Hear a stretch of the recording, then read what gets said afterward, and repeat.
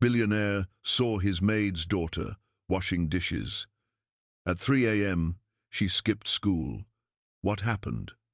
At 3 in the morning, while the world outside slept beneath a blanket of fog and chill, Richard Callahan, a 68-year-old tech magnate, wandered the silent halls of his mansion perched high on Queen Anne Hill in Seattle. The corridor lights were dim, casting long shadows across the marble floors, when he caught sight of something unexpected in the vast, steel and dark wood kitchen that once hosted gatherings of 50, maybe more.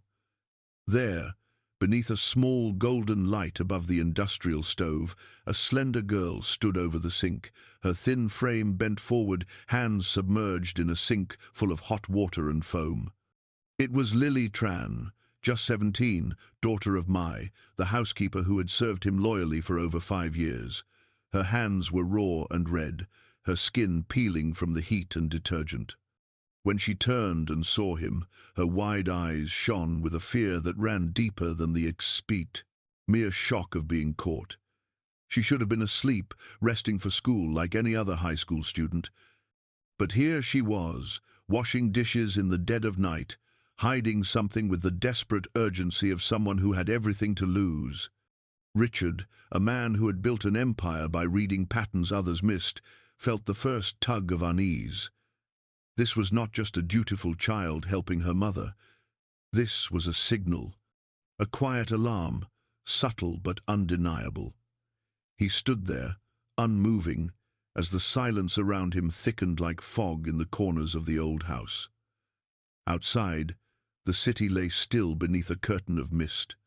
His home, once filled with laughter and voices and the clatter of dinner plates, now echoed only with the slow, steady ticking of the antique clock in the foyer. Then 3 soft chimes rang out, each one drifting down the marble halls, lonely and cold. He shivered slightly and pulled his silk robe tighter across his chest, having just stepped away from the library, where a heavy volume on Roman imperial strategy lay open but unread. He had tried to read, to meditate, to listen to classical music, but his mind, once the sharpest tool in his ascent through the markets, refused to rest. That was when he heard it. Not an alarm.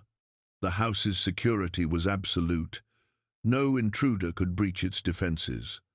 No, it was a small sound, intimate and unexpected, a glass gently clinking against the granite countertop. He stopped, listened. It came from below, at the far end of the hall, in the direction of the main kitchen, the soft, rhythmic sound of a sponge sweeping across porcelain. Richard moved, the quiet hush of his leather slippers brushing against thick carpet. Step by step, he descended the staircase, eyes alert, curiosity sharpening with every breath. It couldn't be a thief. What kind of thief washed dishes? A staff member, then. But why? At this hour? He pushed open the heavy oak door. The kitchen was dim, save for the small light above the stove casting a warm pool of amber. This room was built to host grand parties, a cathedral of cold steel and dark grain, and in that vast space she looked impossibly small. Lily, bent over the deep steel sink, back to him, her thin arms working with focused, almost painful intensity. Her black hair was hastily tied with a worn elastic, her shoulders tight beneath a faded sweatshirt. She was washing a crystal wine glass with the care of someone handling something sacred, as if the weight of the world was resting in that fragile bowl. He cleared his throat. She jolted upright, gasping, spinning around so fast she nearly dropped the glass. It slipped slightly, splashing back into the sudsy water. Her fingers clenched around it with white-knuckled force. Her eyes were wide, not just with surprise, but with a dread far older, deeper than her 17 years. It was the look of someone caught in a moment they had fought so hard to keep hidden. "Mr. Callahan," she stammered. He didn't recognize her right away. Despite Mai working in his home for over half a decade, he rarely saw the families of his staff. "What's your name?" he asked. His voice wasn't harsh, but it carried the quiet authority of a man who always expected an answer. I'm Lily, sir.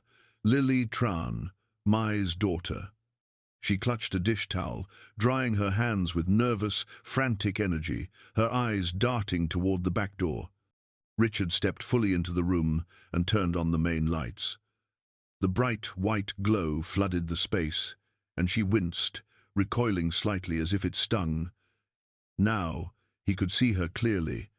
Her skin was pale, her eyes ringed with dark fatigue, her hair unkempt, a sheen of sweat clinging to her brow.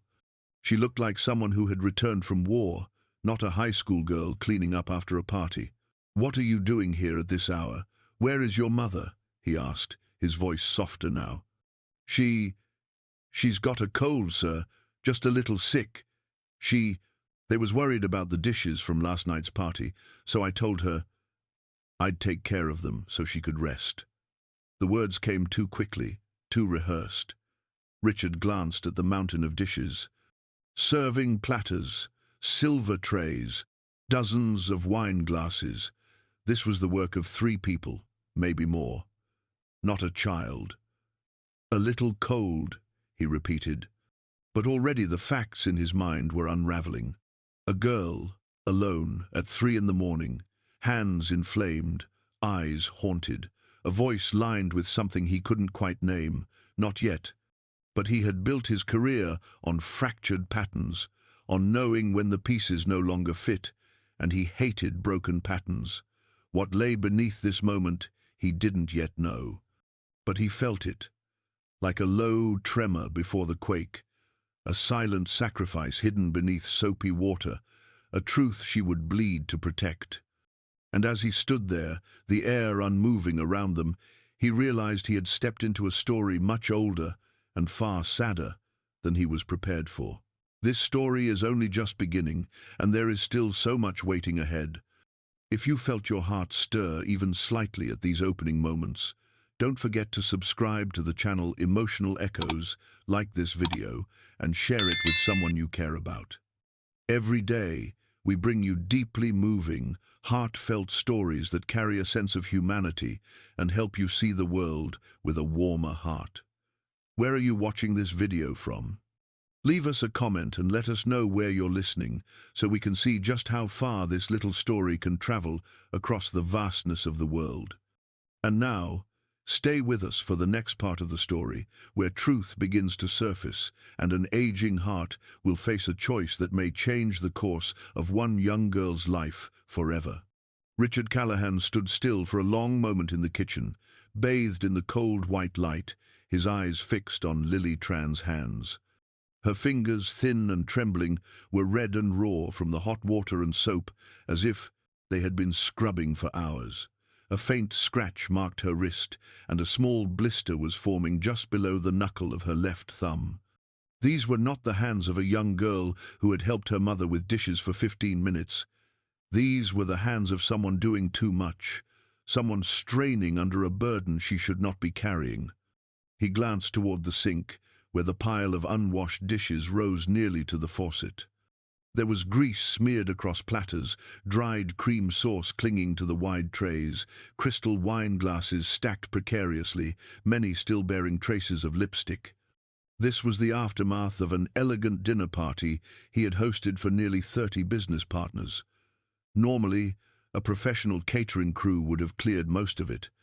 What remained would be minimal, left for the housekeeper to finish in the morning. But now, it was 15 minutes past 3, and this girl was here alone. Lily stood frozen, a wrinkled dish towel clutched in her hands, her eyes wide with more than fear. This was the look of someone who knew things were about to fall apart. Richard watched her, slowly. "How old are you?" he asked. 17, sir," she answered, her voice so faint he had to listen closely. "Senior in high school?" "Yes, then you should be asleep right now, getting ready for school." He spoke calmly, not with anger, but with the weight of expectation. Her head lowered, and her small shoulders gave a slight, involuntary tremble. In the harsh overhead light, he could see the dark circles under her eyes, the pale hue of her skin, strands of sweat-matted hair clinging to her forehead. Her worn sneakers were soaked through. The collar of her faded sweater was damp. His gaze shifted to the corner of the room, where a tattered green canvas backpack slumped against the wall. One zipper was nearly torn, the mesh side pocket crammed with a plastic water bottle and a folded notebook. The sight of that backpack, he didn't speak of a student heading to school. It spoke of a child carrying her whole life on her back. And then he saw it. A narrow ribbon, deep blue with a golden trim, dangling from the zipper pull. He recognized it instantly. It was an honor cord, the kind given only to top scholars, awarded at graduation alongside the cap and diploma. In that brief, still moment, he didn't see a child caught doing something wrong. He saw a question with no voice, something quietly breaking. He pointed. "Is that yours?" Lily startled. Yes, sir." "You were selected as an honor student?" She nodded slowly, as if uncertain whether she was allowed to claim the truth. "Then why are you here, in the middle of the night? You don't have to lie. I've lived long enough to know when the truth is missing from a room." Lily said nothing. Her hands clenched tighter, fingernails digging into the towel. She drew in a long, steady breath, but didn't speak. Richard studied her. He had seen CEOs mask panic behind rehearsed smiles, had read fear in the eyes of investors during sudden market crashes. But Lily's eyes held none of that. There was no strategy, no pretense, just exhaustion, pure and simple. She looked at him the way someone clings to the last rope in a storm, and he felt something twist in his chest. In that moment, he was no longer Richard Callahan, the billionaire technologist. He was simply a man, witnessing a fragile life, trying its hardest not to collapse. He didn't know what was happening. Not yet. But he knew this much. It wasn't just about dirty dishes. It was something more, something much heavier. And he would not walk away until he found out the truth. Richard didn't ask anything more. Instead, he walked slowly toward the corner of the kitchen, where the worn canvas backpack slouched near the back door. The nearly torn zipper sagged heavily, as if it were bearing the full weight of a 17-year-old's life, a life straining against something far bigger than itself. He bent down, studying the blue and gold honor cord that swung gently beneath the kitchen light. It was more than a symbol of grades or achievements. It was a promise of what could be, of futures built from years of effort, of quiet mornings of study, late nights of worry, small victories known only to oneself. It was something that could not be earned without discipline, without persistence, without the belief that tomorrow was worth fighting for. And now it hung here, next to a sink full of dirty dishes, in a cold kitchen, in the middle of the night. Richard straightened up and turned back to face Lily. She was still standing there, hands gripping the dish towel tightly, her eyes skimming away, trying not to be seen. "You know," he said, his voice low and even, "I've met hundreds of people in $1,000 suits with perfect smiles and practiced words. Not one of them had what you have." Lily blinked. She didn't speak. He kept his eyes on her. "Resilience," he said. He stepped closer, toward the sink where she stood, small and weary in the vast kitchen. "But you shouldn't be here. Not like this. Not now." Lily looked at him for the first time since he had entered. Her eyes were a tangle of emotions. There was fear, yes, but underneath that something deeper, a kind of helplessness, tightly held and carefully hidden. Richard exhaled, softer now. "Is your mother really sick?" She bit her lip and looked down at her shoes. The silence stretched long between them. "You're not a very good liar," he said gently. "And that's a good thing." At last, she gave a small nod, barely visible. Richard understood. He didn't have all the pieces, but he had enough to know something was being buried. He could feel it. That unmistakable tension when something no longer fits, when a pattern starts to crack, and he couldn't walk away. Not when a child was holding her future with two burning hands and trying not to let it slip through. When Richard left the kitchen, his footsteps echoed softly across the cold wooden floor, but his thoughts moved far faster than his feet. The image of those red hands, that haunted look, the worn backpack and the dangling honor cord circled in his mind, pieces of a puzzle he could almost see but not yet name. He wasn't a man easily rattled. For nearly 4 decades, he had steered his company through storms, managed crises worth millions, negotiated with some of the sharpest minds on the planet. But what he felt now unsettled him in a way he couldn't explain. He walked down the corridor and into his study. The clock on the wall marked 3:30 in the morning. Outside, the darkness was thick, absolute. Sleep was no longer a consideration. On the desk sat the heavy book he hadn't been able to read past page 2. He moved it aside, settled into the leather armchair, and stared into the warm glow of the desk lamp. He thought of Lily's eyes when she had first seen him. That wasn't the look of a child caught sneaking around. That was the look of someone carrying a secret so large she had chosen to stay silent and scrub dishes deep into the night, away from any watching eyes. And what unsettled Richard most was that honor cord. He had funded enough scholarship programs to know exactly what it meant. It wasn't a souvenir. It was proof that whoever wore it ranked among the top students in the state. And that girl, the one washing crystal glasses in his kitchen at 3 in the morning, was one of them. So why was she there? Why wasn't she sleeping, studying, preparing for final exams? Why was one of the brightest minds of her generation trapped among greasy plates and drying towels? Richard closed his eyes for a moment, but his thoughts refused to rest. He recalled the way Lily had walked out of the kitchen. No goodbyes, no apologies, just a quiet retreat, as if she were used to disappearing, used to being unseen.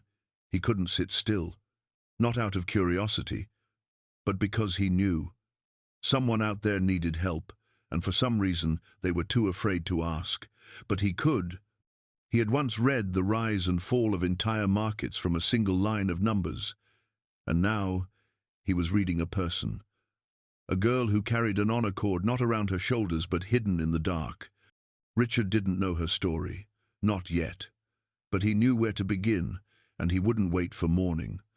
Richard reached for the landline phone at the corner of his desk. His hand was still faintly warm from the cup of tea he hadn't touched earlier, but his voice, as he lifted the receiver, was cool and precise, as always. He didn't need to glance at the clock. He already knew it was too early to call anyone, except George Flynn. George had been his trusted aide for over 30 years, the one man he could rely on when something couldn't wait. Richard pressed the familiar sequence of numbers. 3 short rings, followed by a quiet intake of breath on the other end.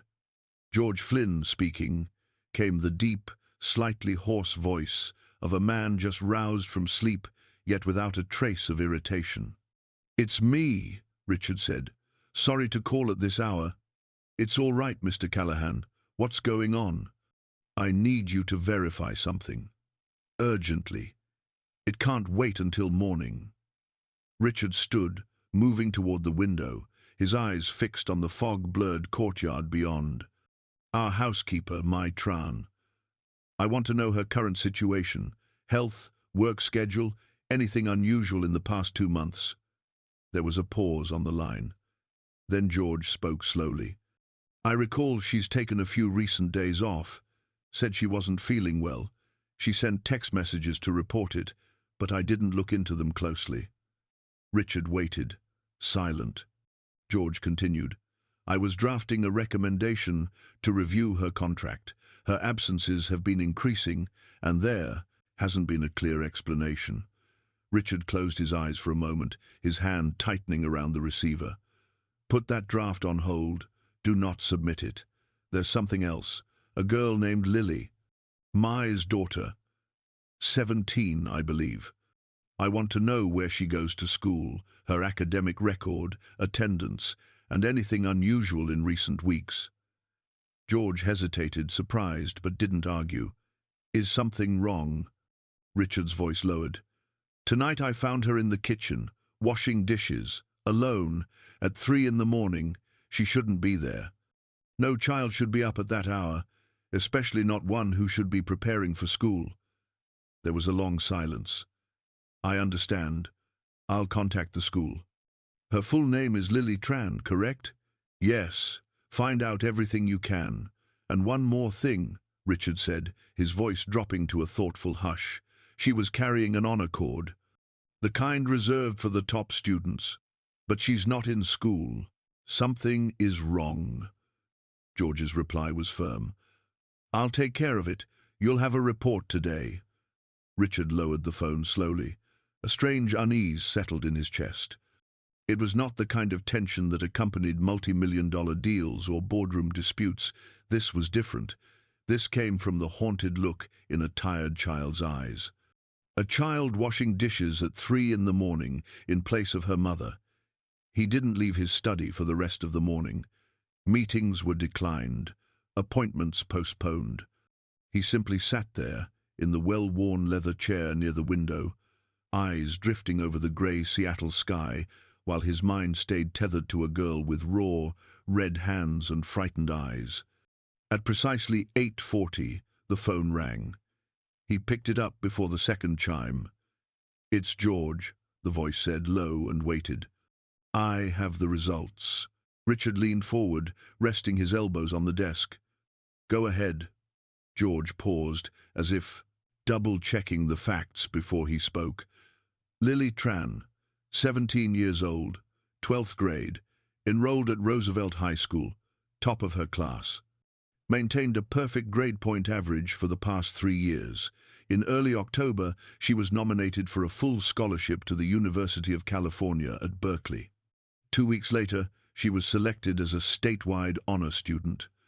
Richard said nothing, but he felt a slow tightening in his chest. George continued.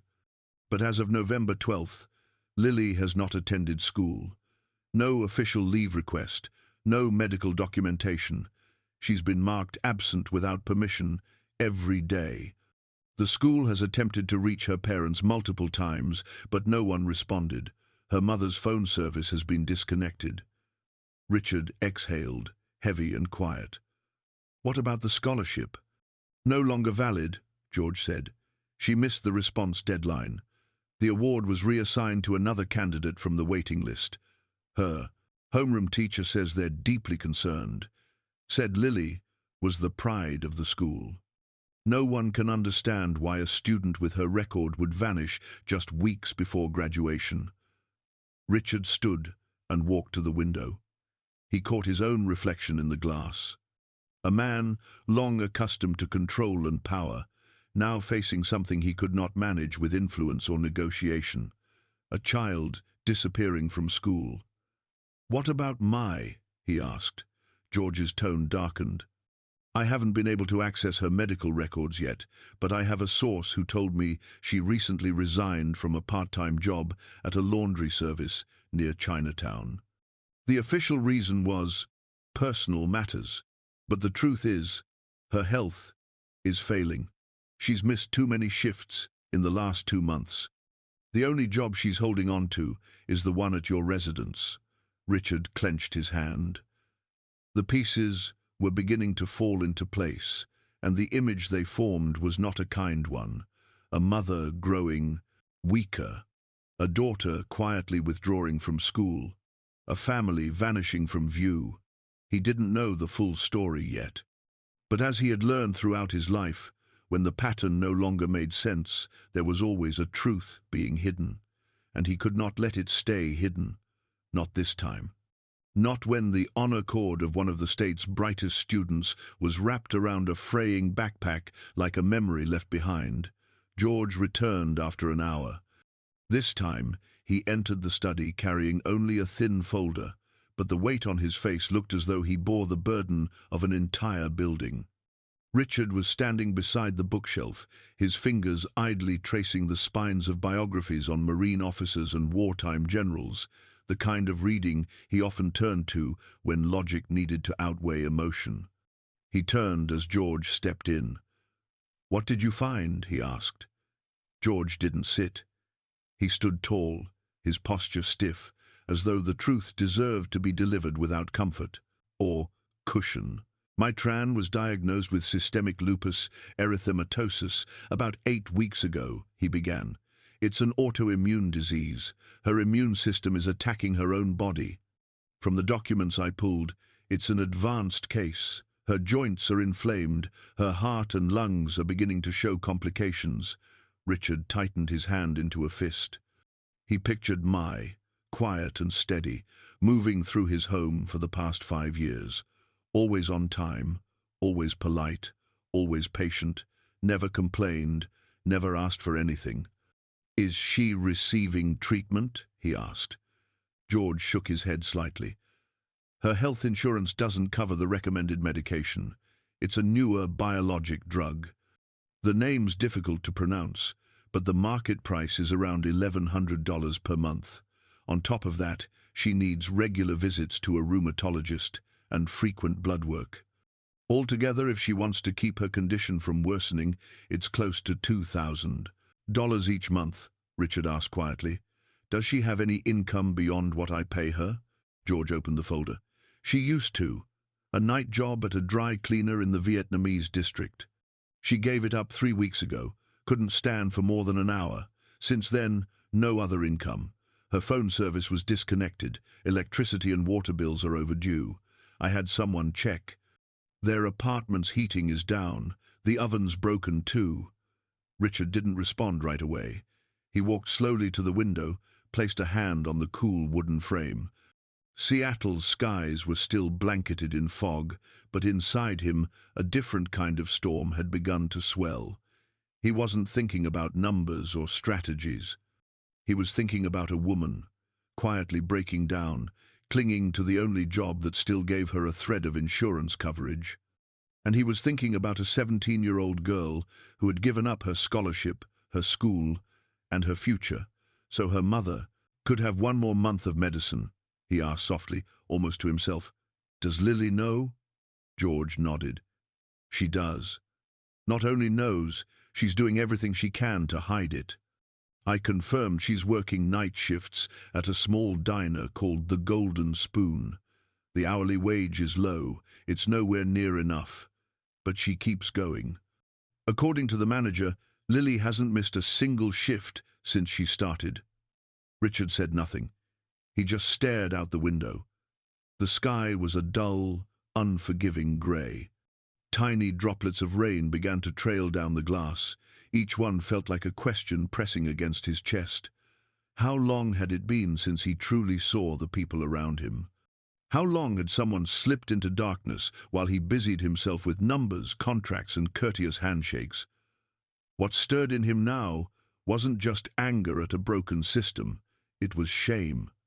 A quiet, private shame of a man who once believed he saw everything and yet had missed what was right in the front of him. Richard left his study near midday, stepping into the car with a contemplative expression that rarely surfaced on his face. He did not head toward the company headquarters as he usually did.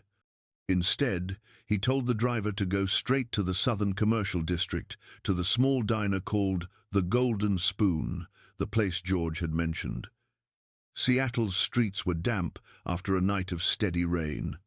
The air carried the faint scent of mildew, and an occasional car horn echoed through the wet morning. When the car stopped in front of the diner, Richard did not get out right away. He remained inside for a long moment, looking through the fogged window. The small restaurant sat wedged between a shoe repair shop and a dry cleaner. A dim yellow light flickered behind the narrow windows, above a faded sign and a hand-written menu taped unevenly to the glass. Inside were a few plastic tables and an open kitchen where the smell of oil mingled with the sharp sound of a sizzling pan. A young girl in a worn cream-colored uniform, her hair tied low, carried trays from table to table with careful, almost anxious steps. Every movement seemed deliberate, as though a single mistake might cause everything around her to collapse. Richard recognized that small frame instantly. It was Lily. She did not have the brisk confidence of a trained server. Her shoulders drooped with exhaustion, her eyes stayed lowered, and the way she bowed apologetically after spilling a cup of water made something tighten in his chest. He signaled the driver to wait, then stepped out. The heat and closeness of the diner hit him as soon as he entered. The air was thick with kitchen smoke. The manager stood behind the cash register, flipping through a small notebook with a perpetually irritated expression. Lily did not see Richard. She was clearing a table in the far corner where a customer had just left. Richard watched as she bent to gather used napkins, wiping streaks of ketchup from the tabletop with a thin, damp cloth. No 17-year-old should be doing this.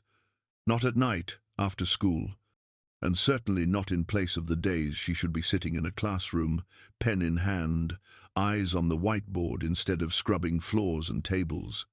When Lily turned back, her eyes met Richard's. She froze. For a second, her face turned pale. The metal tray slid from her grasp and clattered onto the floor. 3 plates rolled away, one of them shattering. The room fell into brief, stunned silence.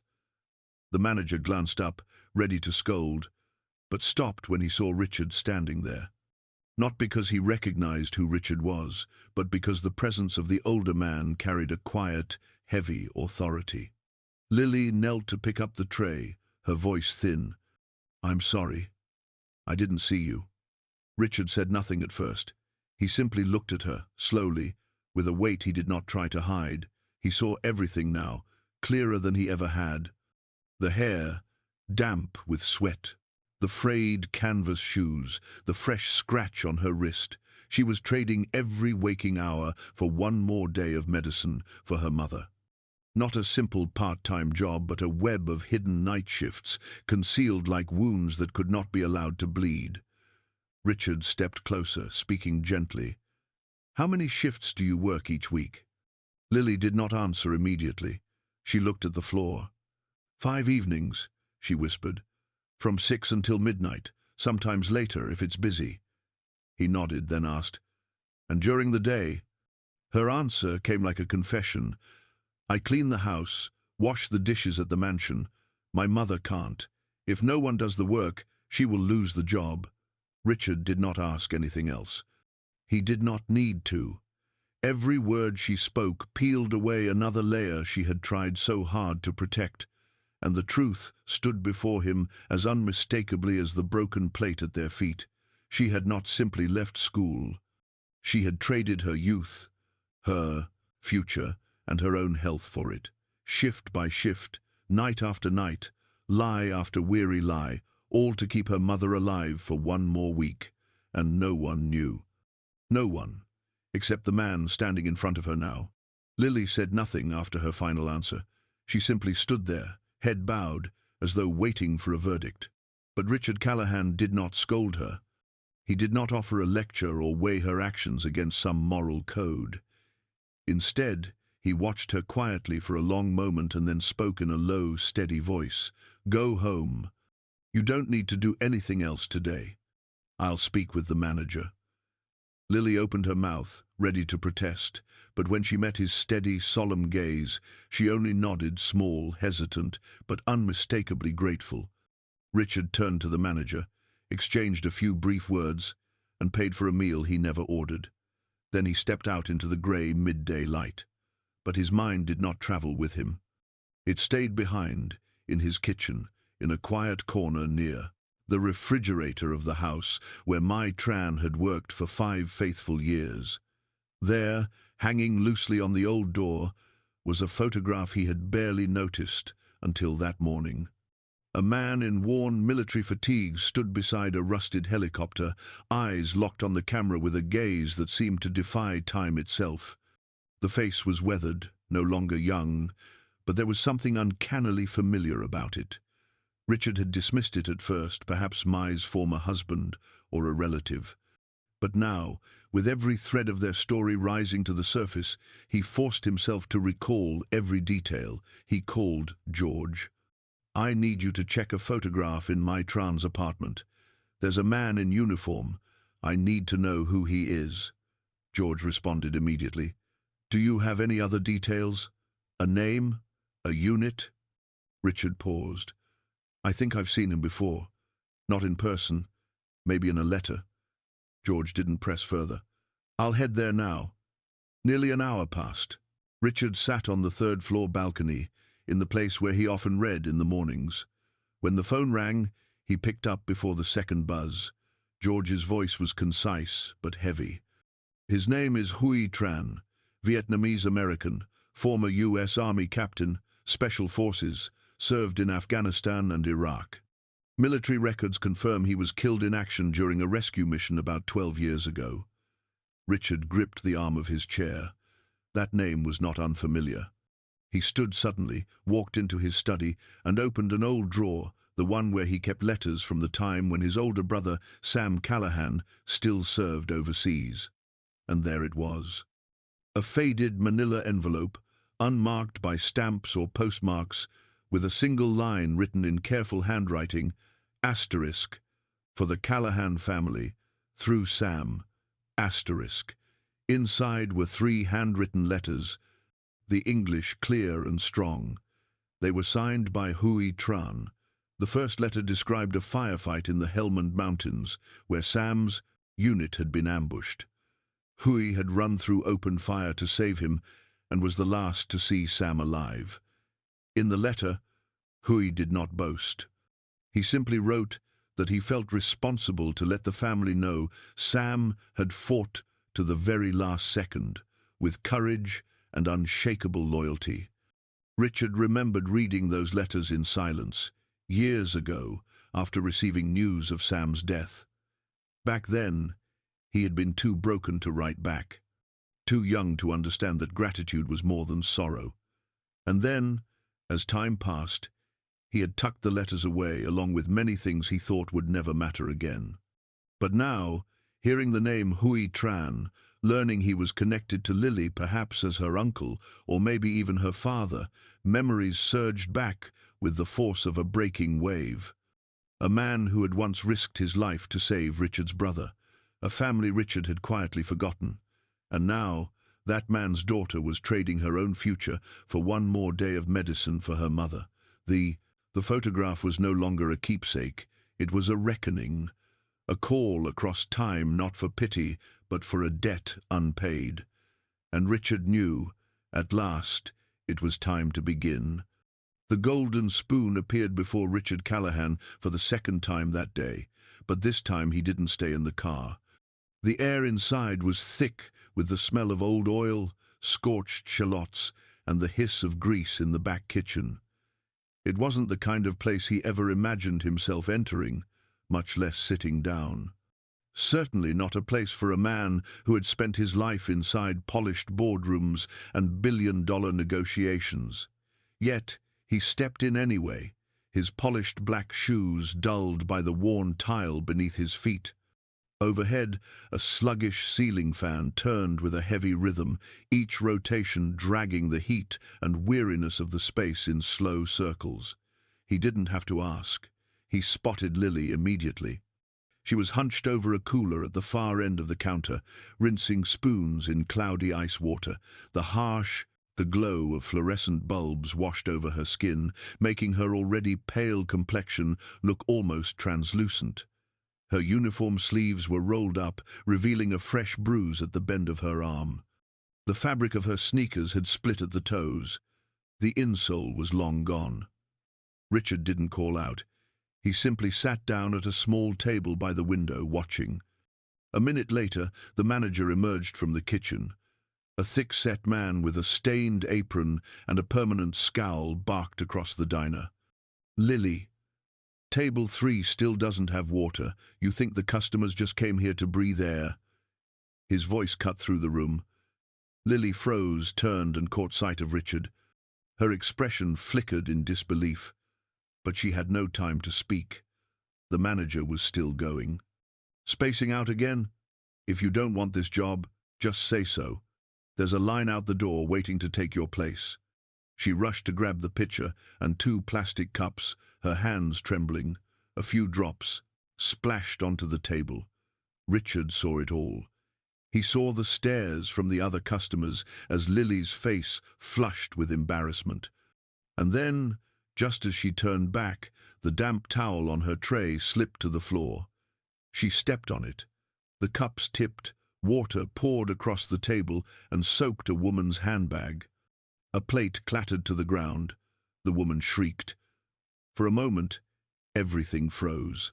The manager stormed forward, face flushed, voice rising. "Jesus, Lily, are you even awake? What the hell is wrong with you?" Lily bowed deeply, murmuring apologies, her voice shaking. But before the manager could say another word, Richard rose from his chair. His voice didn't need volume. It was steady, low, and carried the weight of authority like a steel beam. "She didn't do anything wrong, and if anyone here owes an apology, it's not her, it's you." The manager spun around. "Who the hell are you?" Richard stepped forward, pulled out his wallet, and laid a thick stack of bills on the counter. "I'm the man who just bought half the ownership of this diner.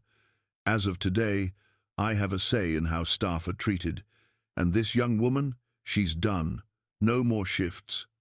Not another night." Every head in the diner turned toward him. Richard didn't care. He moved to Lily, placed a gentle hand on her shoulder. "Go home, Lily. You don't need to do this anymore."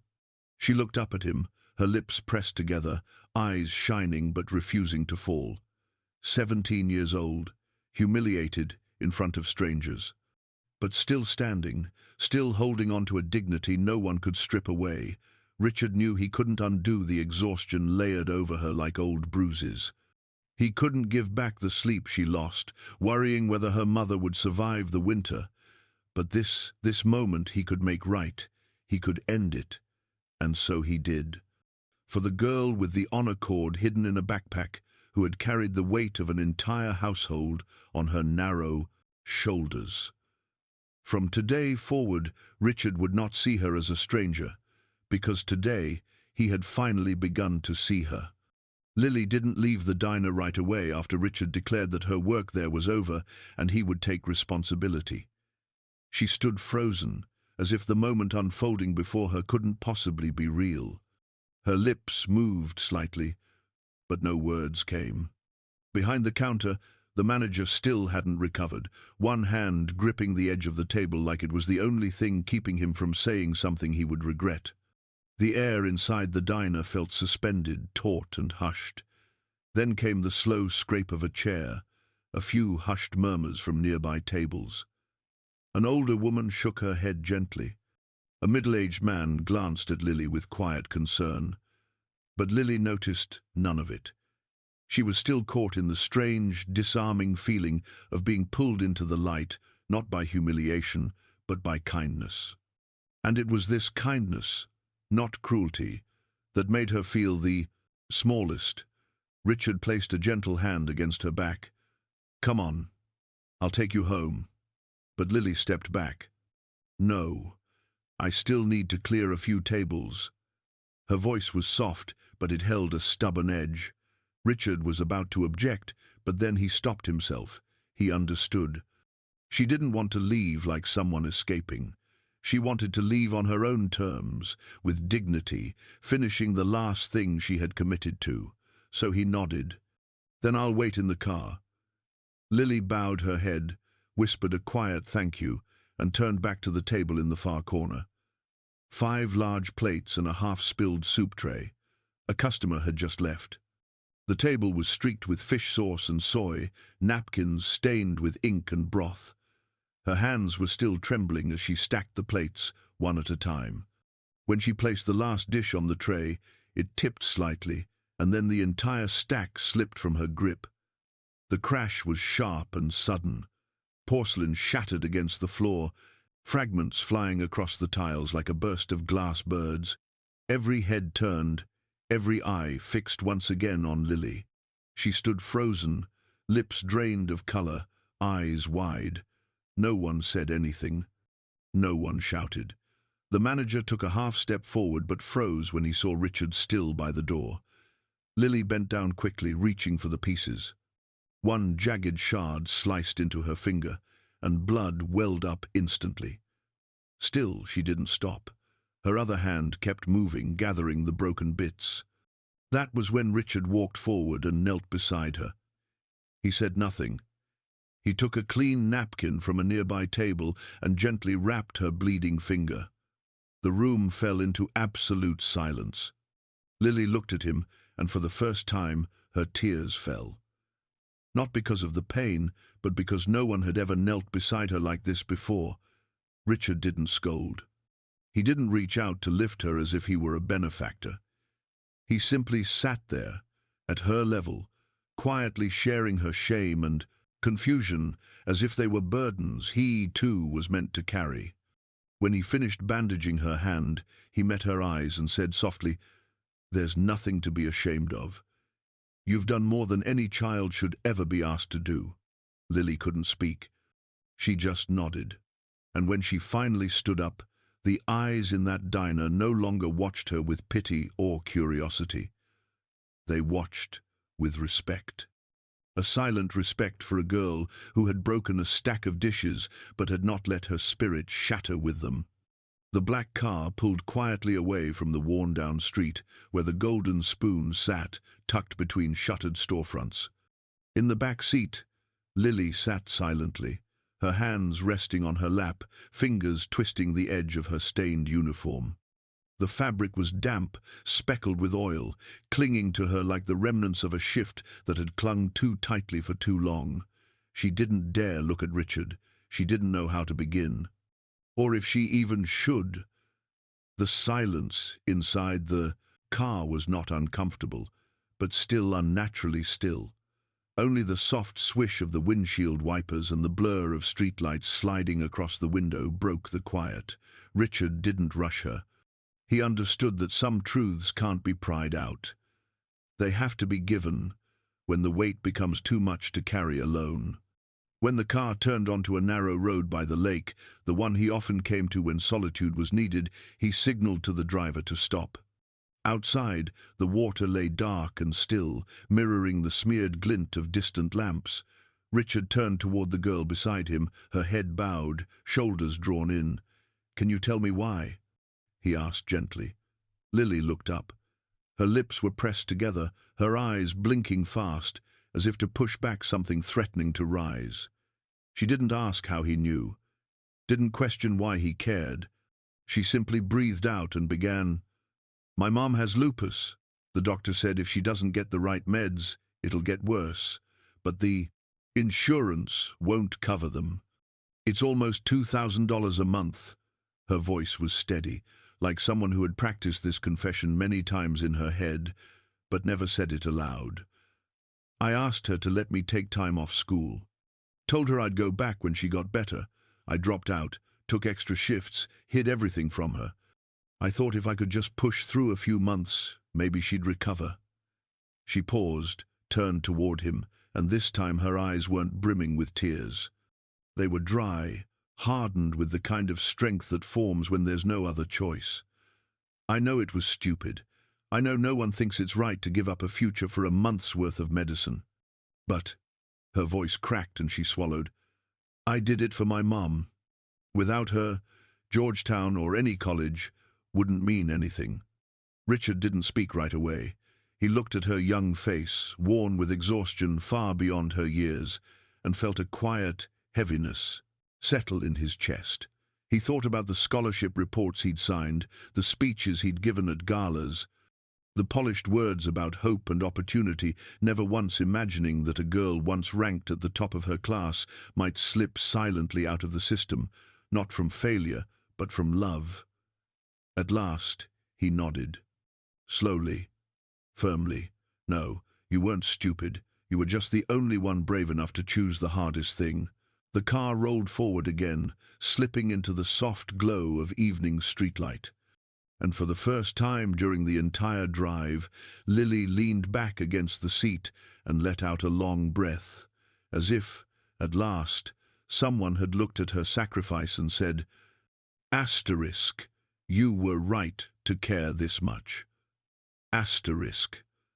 The apartment where Lily and her mother lived was on the third floor of an aging building in a quiet neighborhood of South Seattle. The wooden stairs creaked under each step, and the narrow hallway at the top was cast in a dim, flickering yellow light coming from a single bulb swaying slightly in the draft from a cracked window. Richard stopped in front of door number 19. Lily stood beside him, clutching the strap of her backpack, her eyes lowered, anxious. She hesitated, then knocked. No response. She knocked again. From inside came a faint rustling, followed by a dry, labored cough. The door opened just a sliver, and Maid Tran appeared, her face pale and drawn under the flickering hall light. Her eyes, heavy with fatigue, sharpened into caution the moment she saw Richard behind her daughter. "Hello, Mrs. Tran," Richard said gently, his voice calm and steady but edged with warmth. "I'm Richard Callahan, the man you've been working for these past few years." Mai blinked, her confusion giving way to quiet recognition. I'm sorry if Lily caused you trouble. She shouldn't have come to the house so late. I told her not to, but she worries when I'm not well." Her voice rushed, thin and trembling. Richard raised a hand gently. "No, there was no trouble. I'm not here to reprimand anyone. I'm here because I want to understand the truth." Mai paused, her hand still resting lightly on the door, as if ready to close it again if she had to. But her gaze shifted to Lily, who stood silent, her thin shoulders trembling under a worn coat, as though even a soft gust of wind could knock her down. Something in that look made Mai relent. She opened the door wider and stepped aside. "Please, come in."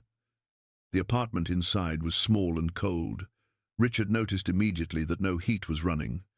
An old space heater sat in the corner, unplugged, its cord curled like a tired limb. On the dining table was a half-eaten packet of instant noodles, and on the stovetop a small pot rested upside down. The kitchen was tidy but airless, filled with the stagnant smell of medicine and damp walls. Mai sat slowly on a chair, trying to hide the cough that rose in her throat. "I know this will affect the job," she said quietly. "But please don't fire Lily. She's only been working because I haven't been able to stand. I tried to keep everything together, but the medicine is too expensive. I can't afford to lose this job." Her voice trailed off, breaking into a whisper, the words catching at the edge of her breath. Richard didn't answer right away. He looked around. At the hairline cracks running along the ceiling, at the stack of worn schoolbooks piled neatly against the wall. Every detail spoke louder than any confession. This was not a place of failure. It was a place of survival, of two people holding on, not complaining, not asking, just quietly enduring. He turned to Mai, his voice low but never cold. "I didn't come here to fire anyone. I came because I know you've done what no one else could. You've carried this life alone, and yet your daughter has grown into someone who still holds on to her pride, her character." Mai blinked, rapidly, then turned away as her eyes began to glisten. A tear slipped down her cheek, hot and sudden, landing on the hand resting in her lap. Lily stepped forward and gently laid her hand on her mother's shoulder. The room fell still. And in that quiet, Richard understood. What he was about to offer wasn't simply charity. It wasn't a gesture of pity. It was something far more sacred. It was a long overdue apology from a man whose life had once been saved by this family's sacrifice, by courage, by blood, by a kind of loyalty that asked for nothing in return. And now it was his turn to give back, not with sympathy, but with the deepest kind of gratitude. Richard left the small apartment well after nightfall, but he didn't return home. Instead, he asked the driver to take him back to the old family estate, to the mansion perched on Queen Anne Hill, where, in a room no one had entered in years, fragments of his brother's memory still lived, quietly undisturbed. It was his brother's study, untouched since the day Sam Callahan had gone off to war and never come back. The room smelled faintly of cedar and old paper, a place suspended in time, heavy with silence and dust. On the mahogany desk, worn smooth with years of use, was a small drawer on the right-hand side. Richard remembered it clearly. It was where he had once tucked away 3 letters from a man named Lily Tran, letters addressed to the Callahan family after the day Sam was killed in Afghanistan. Slowly, almost reverently, he slid the drawer open. Beneath an old folder was a yellowed envelope, its paper soft with age, edges curled slightly from moisture. The handwriting was still legible, neat and deliberate. Asterisk. For Mrs. Helen Callahan, through Sam. Asterisk Helen, his mother. She had been too shattered to open the envelope when it arrived. And Richard, only just past 30 then, hadn't had the courage. He'd skimmed the pages, folded them back into silence, and buried them beneath years, spent building his empire. Tonight, for the first time, he unfolded them fully. The first letter was from Huey, written from a military base just days after Sam's death. In it, Huey described how Sam had chosen to stay behind during an ambush in a narrow mountain pass, covering his team's retreat under heavy fire. Huey was the last to see him alive. Asterisk, I couldn't leave him. Asterisk, he wrote. Asterisk. But Sam signaled for me to go, and I understood it wasn't a command. It was forgiveness. He knew he wouldn't make it, but he wanted me to live to tell you that he died with pride in his heart. Asterisk. The second letter was tucked inside a page that held a single black and white photograph. Sam and Huey stood side by side, shirts soaked with sweat, framed by scorched earth and rock. Both were smiling, hands locked in a grip that said more than words ever could. On the back, Huey had written only 4 words, asterisk, brotherhood through fire. Asterisk, the final letter was addressed to Helen. There was no embellishment, no hollow patriotism. Only a quiet, heartfelt thanks that made Richard stop reading for a moment, pressing his hand to his chest. Huey wrote that Sam had taught him how to hold on to faith in the darkest hours. After Huey's first experience of losing a teammate in combat, he had almost resigned. But Sam told him, asterisk, we're not here just to survive, we're here to hold the line for the ones who come after. Asterisk, Huey had carried that with him, and he had lived by it until his final day. Richard folded the letters slowly, for the first time noticing his hand tremble as he touched the pages. Not from simple emotion, but from the weight of understanding. The man who had written these words had died in silence, and his family, his daughter and his wife, now lived in cold, in illness, and in poverty, while Richard owned high-rises and conference halls that glittered over the same city.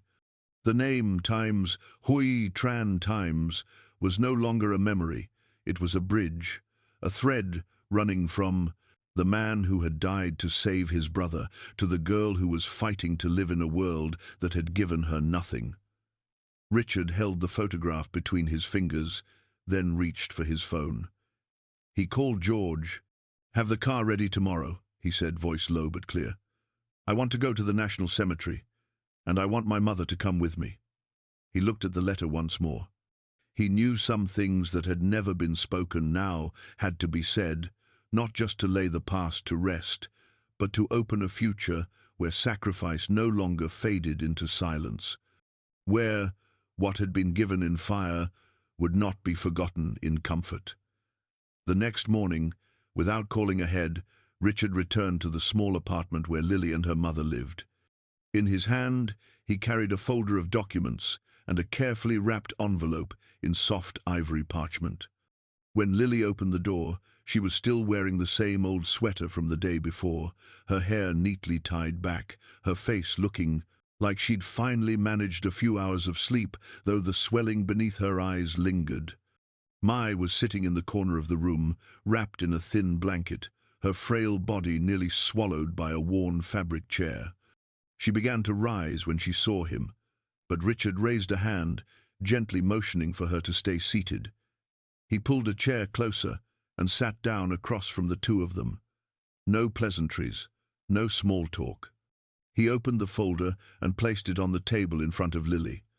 "This is a re-enrollment application," he said calmly, "along with a letter of reinstatement from the school's scholarship board.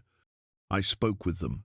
Your academic record and your circumstances have been reviewed. You're being given a full reconsideration, but you have to return to class next week. No more delays." Lily's eyes widened.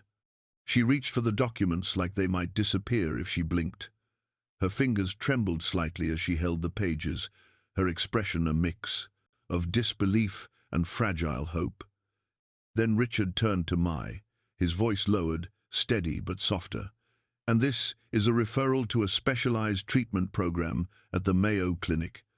I've been in contact with a rheumatologist there. He treated the former wife of a business partner of mine. He's agreed to take you on. All expenses will be covered. You won't have to worry about a single cost." Mai stared at him, stunned, her hands starting to shake. She stammered, "Mr. Callahan, I can't accept that. We're grateful, truly, but I don't want to be a burden to anyone." Richard shook his head slowly. "This is not charity. It's not pity. You don't owe me anything." He reached into his coat pocket and pulled out a small photograph. It was the old black-and-white picture Sam and Hui, side by side, clasping hands in the searing heat of a war zone. He placed it gently in Mai's hand. "The man on the left is my brother, Sam Callahan. The man beside him is your husband or brother, Lily Tran. He saved my brother's life in Afghanistan, and the letters he sent after those letters helped my mother survive the grief of losing her son. Your family doesn't owe me anything. If anyone owes a debt, it's me. A debt paid in the life my brother was able to live because of your family." Mai looked at the photograph, and tears welled in her eyes, spilling freely. She placed a trembling hand over her chest, as if a door had been opened to a memory she had long since locked away. Lily sat in silence, her eyes fixed on her mother's face, her own breath caught in the stillness that settled over the room. Richard continued, his voice quieter now, but never more clear. "I'm not doing this to earn gratitude. I don't want praise or acknowledgement. I'm doing this because there is a debt I should have repaid long ago. This is not a gift. This is an act of honor." He stood without waiting for thanks or approval. "A car will arrive for you tomorrow morning, Mrs. Tran." Then he turned to Lily. "You can choose to go back to school or not, but if you choose to move forward, I'll make sure nothing stands in your way. I'll help you go as far as you can go." At the door, he paused. "Your family gave something for mine. Now it's my turn to give something back." And with that, the door closed behind him. But the small apartment still held the warmth of something greater than kindness. It was justice, returned through memory and heart. Something no one could buy, yet everyone could recognize when it came at exactly the right moment. 1 week later, life moved to a rhythm entirely unfamiliar, calmer, more deliberate, as though the world had paused just long enough for something quiet but extraordinary to take root. A black SUV pulled up once more in front of the old apartment building, this time under a morning sun that softened the edges of everything it touched. George, Richard's longtime aide, stepped out from behind the wheel and opened the rear door. Inside sat Mai Tran, wrapped in a light beige sweater and a soft scarf at her neck. Her face was still pale, but her eyes held a new brightness, a flicker of calm she hadn't known in months. In her hands was a small cloth bag, packed with a few essentials. Beside her stood Lily, holding her mother's hand tightly, as if afraid that if she let go, all the fragile goodness just beginning to arrive, might slip away. Richard wasn't there in person, but he had made sure George handled every detail with the precision of someone delivering a promise.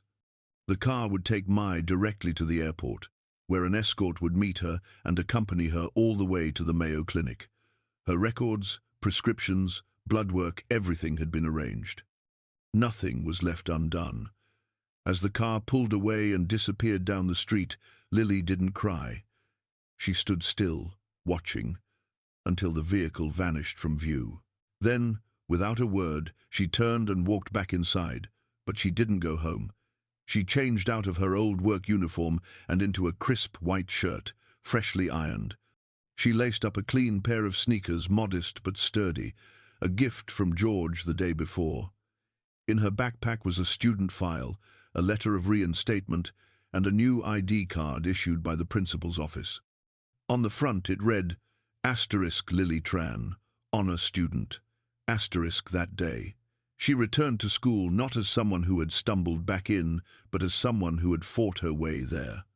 The halls were the same white walls, lined with the same chatter, the same indifferent laughter. But for Lily, everything had changed. She passed by students who had once whispered when she vanished without explanation, walked past glances that held curiosity laced with doubt. She didn't offer answers. She didn't owe them. She took her seat, opened her book. And when the teacher handed out the semester exam, her hands did not shake. She had returned not with excuses, but with a quiet resolve. Only those who had stood at the edge of collapse could ever truly understand. That same afternoon, at the Callahan estate, Richard stood in his dressing room. In his hands was a small wooden box, crafted by a Vietnamese artisan in California. Inside was a navy blue suit, tailored for a particular occasion. A moment that for him marked more than ceremony, it marked the beginning of something long overdue. George entered, holding a clipboard. Scholarship papers have been submitted, he reported. The school confirmed Lily will be allowed to take her missed exams. The doctors at Mayo say Mrs. Tran is responding well to the new treatment plan. Richard nodded. He didn't say much. He placed the suit gently on the bed and looked at it for a long moment. Then he turned to George. Get the car ready. I want to visit the school this afternoon. George raised an eyebrow. Lily's school? Richard nodded again. I want to see where she'll graduate. And I want them to know, even if I'm not her family, I am the one standing behind her now. He paused, then added quietly, no one should have to walk alone just because their parents once gave everything. As he said it, a shaft of afternoon light poured through the tall windows, catching the edge of a small brass button on the sleeve of his jacket. On it was engraved a single line of Old English text, the motto Sam Callahan had once chosen for himself. Asterisk, we endure, so others may rise. Asterisk. And now, at last, Richard understood what those words truly meant. Lily sat alone in the school library on a Friday afternoon, while most of the students had either gone home or gathered at the sports field. In front of her lay a stack of final exam review questions and pages of densely scribbled notes.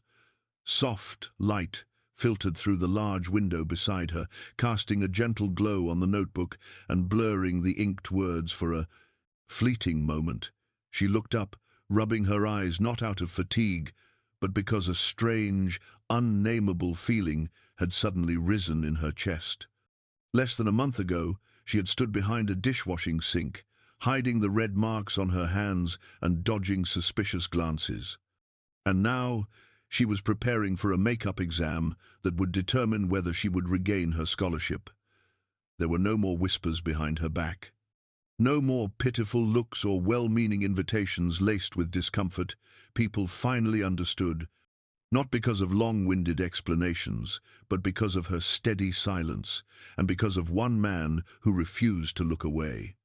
That morning, Lily had received an email from the principal's office confirming her eligibility to retake the test.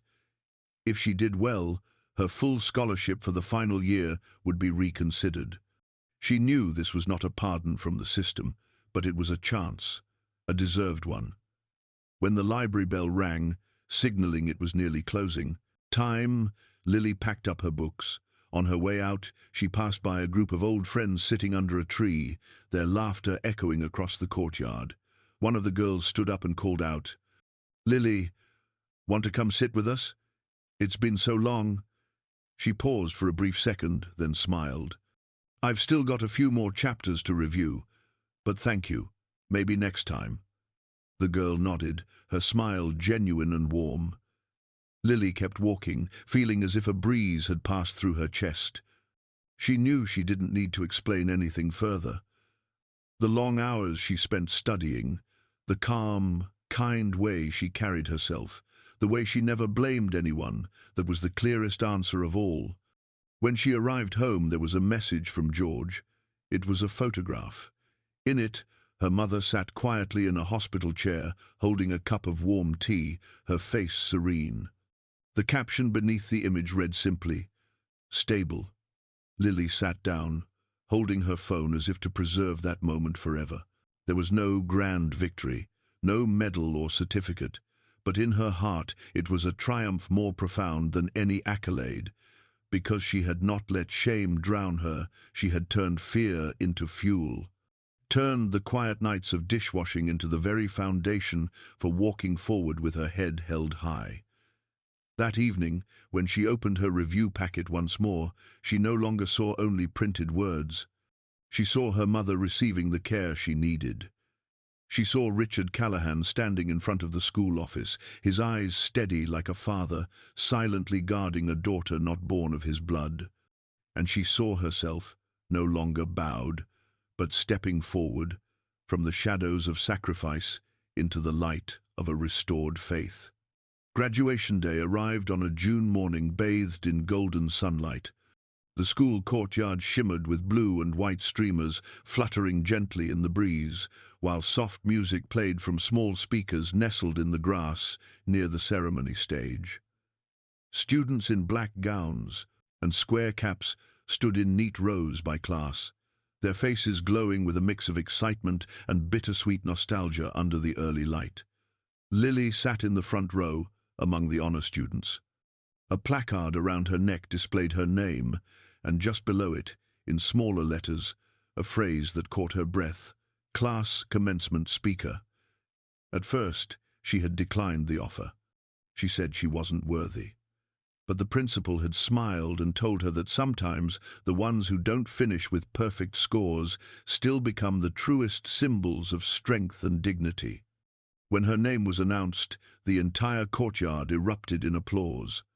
Lily stepped onto the stage, a folded sheet of paper held in her hand.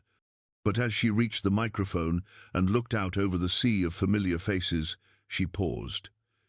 In the front row sat her mother, bandaged hand resting gently in her lap, her eyes lifted with quiet pride. And a little farther back stood Richard Callahan in a dark suit, composed and elegant. At that moment, Lily no longer wanted to read the speech she had prepared. She folded the paper and set it down on the small table beside her. Then she lifted her gaze, steady and open. Her voice was clear, but carried the weight of someone who had once stood in the heart of a storm. She spoke of failure, of the days when she couldn't meet anyone's eyes, the mornings she woke with the aching sense that she had become no one. Then she spoke of her mother, of a woman who had given up everything so her daughter could dream, and of a man, not tied to her by blood, but who had believed in her when no one else did. She didn't share details, nor did she trade in sorrow. She told just enough for people to feel the depth of what was lost and the quiet power of unspoken kindness. At moments, she paused, her voice catching slightly, but she never shed a tear. She closed her speech with a line that wasn't from any book on public speaking. It came straight from her heart. That sometimes, falling down doesn't mean we are weak. It means we are gathering strength for a rise that the world won't forget. The entire schoolyard fell into complete stillness. Then a wave of applause began, not loud at first but steady, swelling slowly, rising and spreading, continuing long after she had stepped down from the stage. Richard said nothing when she returned to her seat, but the look in his eyes, filled with quiet pride, spoke more than any words ever could. And in the front row, Mai placed a hand over her chest, her tears falling freely, unhurried, unhidden. Because that day, her daughter had become more than an honor student. She had become a name this school would remember as a symbol of hope, of resilience, and of a generation that dared to fall, dared to rise, and never forgot to be grateful. A few weeks after Lily's graduation, in a quiet third-floor conference room at the Callahan Corporation headquarters in downtown Seattle, a special meeting was held. There were no reporters, no cameras, no glare of the media. Only a long meeting table, a handful of senior executives, and at the center of it all stood Richard Callahan. In his hand, encased in a thin layer of protective plastic, was an old letter, the last one ever sent by Captain Lily Tran from the battlefield all those years ago. Beside him sat Lily Tran, known to most as Mai, her expression calm, though her eyes carried an extraordinary brightness. Her hair, short from the recent rounds of treatment, and her face, still pale from recovery, spoke of someone who had walked through darkness and returned with her resolve intact. Richard presented his long-cherished vision, the founding of the Sam Callahan Scholarship and Medical Support Fund, created specifically for the children and grandchildren of Asian American veterans. It was an idea he had carried with him for years, but Lily's story and Captain Hui's letter had ignited something urgent within him. He didn't want this fund to exist only, on paper, or to serve a ceremonial role. He wanted it to be alive, to have a soul, to be guided by someone whose heart understood the price of sacrifice. And so he named Lily Tran as its first executive director. The room fell into silence at the announcement. A few faces revealed brief flashes of surprise. She wasn't a corporate leader. She wasn't a management expert. But Richard dispelled the hesitation with a single, unwavering statement. He looked around, his gaze firm yet sincere. No one understands the meaning of this debt of honor better than she does. No one can guide this fund forward like someone who once received it and repaid it with her entire life. Helen stood, her voice low and steady. She didn't speak at length. She shared a few fragments of her story, of the nights she spent cleaning homes while hiding a cough behind a surgical mask, of the times medication was denied, of the times she refused help, unwilling to become a burden. Then she spoke of the day. Richard Callahan walked into her small apartment. He didn't come with pity. He came with an unspoken gratitude. "I'm not a hero," she said. "I'm just a mother. But if I've learned anything through everything I've lived, it's this. Kindness doesn't need thank yous. It only needs to be carried on." The applause that followed was not out of courtesy, but because every person in that room could feel the weight behind each word. From that day on, Helen began her work in a modest office in the same building. On her desk sat a black-and-white photo of Captain Hui and Sam Callahan, alongside a small handwritten calligraphy frame that read, "Gratitude is the beginning of all change." Under her guidance, the fund issued its first scholarships to students with backgrounds echoing Lily's. Families who had long suffered in silence began to speak, to share, to hope. Helen did not appear on television. She gave no speeches at grand charity galas. Instead, she visited small schools, sat with parents, listened to students, and handwrote letters to local governments asking for support. While waiting for her admission letter from UC Berkeley, Lily became her mother's part-time assistant, helping organize files, handle correspondence, and support community meetings. Mother and daughter, once surviving side by side, now worked together to build a place where other children could begin again. One afternoon, as sunlight poured through the office window, Helen sat quietly, reviewing the application of a student named Van Gwen from Oklahoma. The girl, just 16, was the daughter of a Vietnamese veteran who had fought alongside American troops. She had lost her scholarship after dropping out of school to care for her bedridden father. Helen placed her hand gently on the application and closed her eyes for a moment. She knew the world was full of children quietly sacrificing in the shadows, unseen and unheard. But now, she was here so that no child would have to do it, alone. Because the debt of the past had transformed into a living promise, a promise that no one would be left behind. A few days before Lily was set to leave for California to begin a new chapter at UC Berkeley, Richard invited her to the Callahan estate one final time. It wasn't to discuss scholarships or paperwork, but simply to share a quiet dinner, the way an older man might wish to send off a young woman stepping into the world. The meal was set on a long table in the west dining room, a space Richard had rarely used since his mother passed away.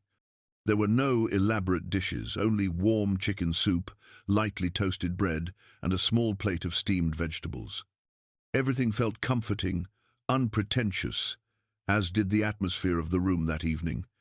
After the meal, just as Lily rose to thank him and say goodbye, Richard asked her to join him in the library, a place few had ever been invited to enter.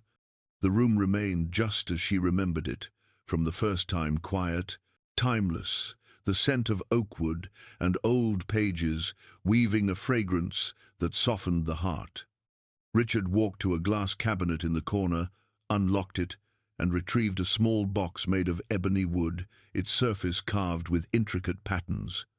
He held it out to Lily with both hands, his expression so solemn it caused her to pause for a breath. "Before you go, I want you to take this with you. Not because it's valuable, but because it belongs to a story you are now a part of." Lily opened the box. Inside was the same black and white photograph she had seen once before, the image of Sam Callahan and Lily Tran, side by side, hands clasped, eyes locked on the camera with a fearless gaze. But this time, tucked beneath the photo, was a small sheet of yellowed paper, handwritten in careful, deliberate Vietnamese script. Lily read each line slowly, her eyes tracing the curves of letters shaped by someone who had once cherished the language. It was a fragment of her grandfather's journal, written the night before he and Sam embarked on a major operation. "If I do not return tomorrow, please tell my family that I have no regrets. I chose this path because I believe in what is good. And if anyone finds these words, please tell them that in the darkest place I saw a brother, a man who made me believe that we are never truly alone." Lily's hands trembled.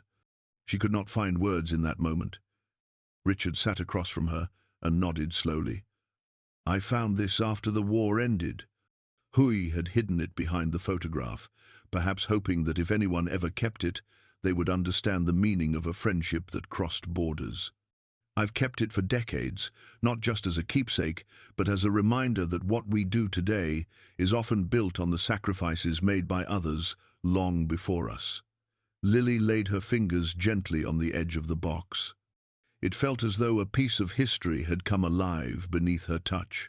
This was no longer a story of a housekeeper, a girl who once dropped out, or a wealthy man offering help.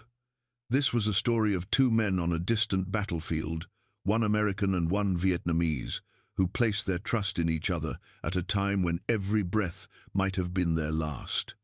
And now, the granddaughter of one of them was being handed an unspoken promise by the one who still remained. Richard rose, stepped toward the door, then turned back, his voice warmer and deeper than she had ever heard it. "You don't have to carry anything," he said.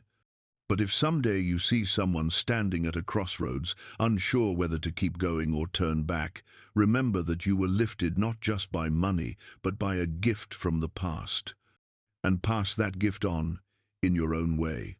Lily clutched the box to her chest, and for the first time in her life, she no longer felt like a survivor.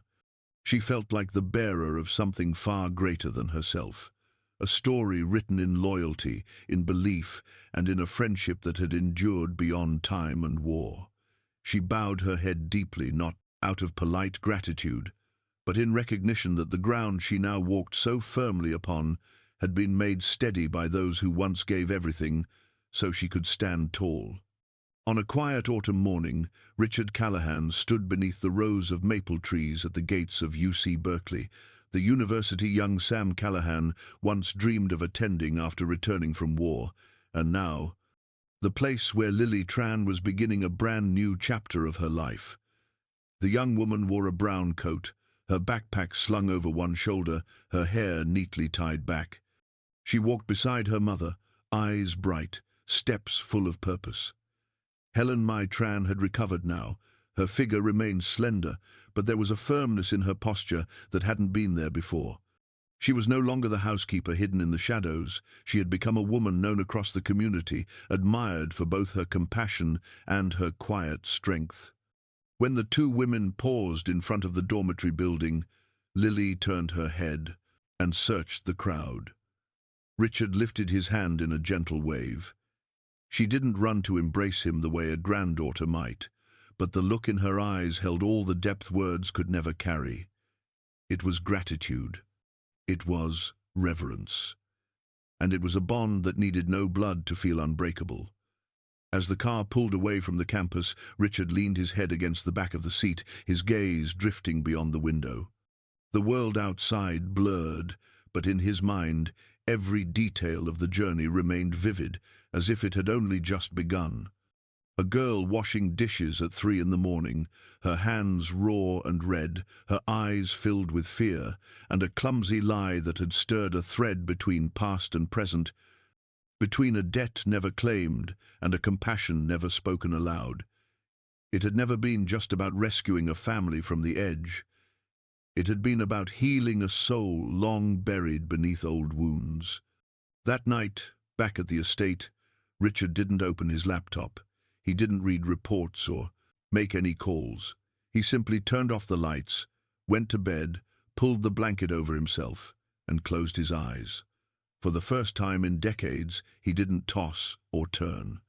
There were no restless dreams, no memories clawing their way through the dark. He slept a deep, quiet sleep, the kind of sleep one only earns after fulfilling a promise that once felt impossible. Because at last, he had repaid a debt of honor in the most rightful way. And more than that, he had passed on a hope with no strings attached, giving a young woman the strength to continue a journey that her ancestors had begun on a battlefield long ago. The story between Lily and Richard was never a coincidence. It was proof that sometimes a single act of kindness, a gaze that sees just a little deeper, can rescue an entire generation. Some people come into our lives not to stay forever, but to remind us that kindness is the strongest force there is. And there are memories that don't need to be preserved in museums, only carried forward in the hearts of those who understand their worth. If this story has touched something deep within you, we'd love to hear from you. What do you think of quiet sacrifices? Do you believe a stranger can change your life with one act of empathy? Share your thoughts in the comments below. Your story might be the spark that lights a way for someone still searching in the dark.